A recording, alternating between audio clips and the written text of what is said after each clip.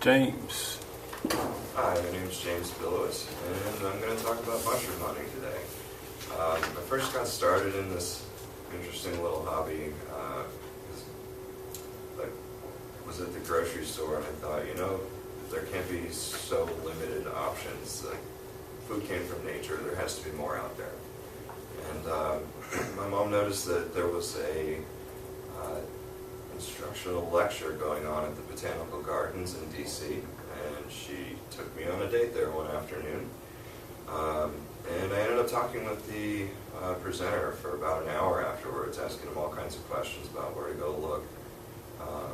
And he asked me if I wanted to come down and check out his piece of property that's on the border of a national forest, and you can go and find over 300 different kinds of mushrooms a day.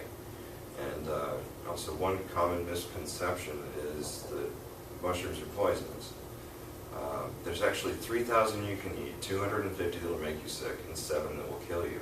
So if you can figure out the little tips and tricks for the ones that you can't eat, you have a really good chance that you can find some free food out in the woods. And there are a couple too that nothing else looks like them, so it's totally safe to eat it. The only thing with mushrooms are there are only 2 kinds where you can eat them raw. One's called cow's tongue. It looks and feels like a cow's tongue. It's real slimy. And the other one is, I believe, chicken in the woods, but you still want to cook it. And you still have to really know the geography, like the plant life, and know like where the roots are going to be connecting underneath everything.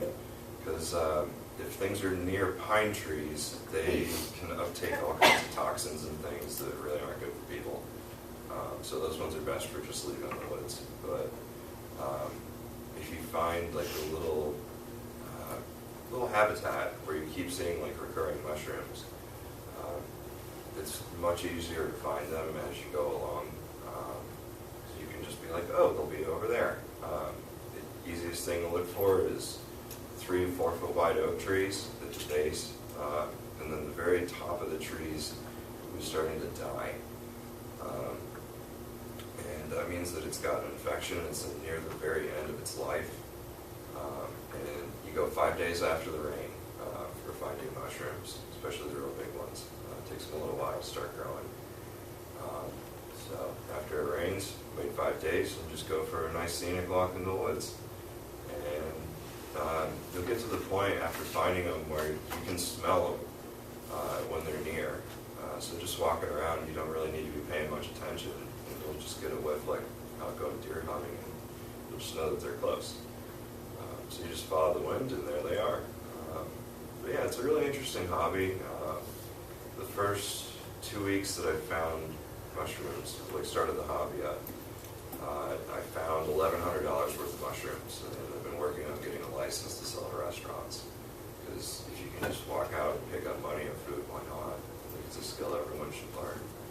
And if anyone would like to go out with me, can just take them on a little nature hike once it gets a little warmer and show people what to look for with things. Does anyone have any questions?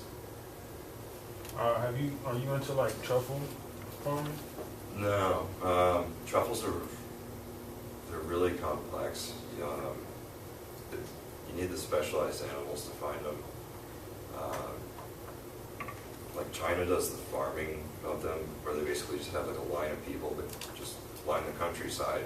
And they walk through with pickaxes and just dig everything up looking for truffles, so they're not necessarily ripe or anything. Like it has to be perfect environmental conditions, the perfect climate conditions, and everything just has to sync up. Like I've tried growing mushrooms for probably 5 years on all sorts of different substrates, and like I just got so frustrated with it that I decided to like also start looking for mushrooms out in the woods.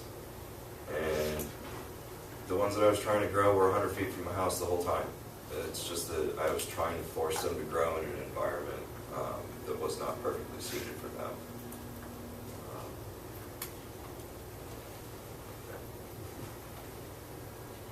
Have you ever eaten a mushroom that made you sick? No, I haven't. Forbes from he's one of the top mycologists on the East Coast, and he's a lawyer. So he said, call me first, and I'll let you know. So,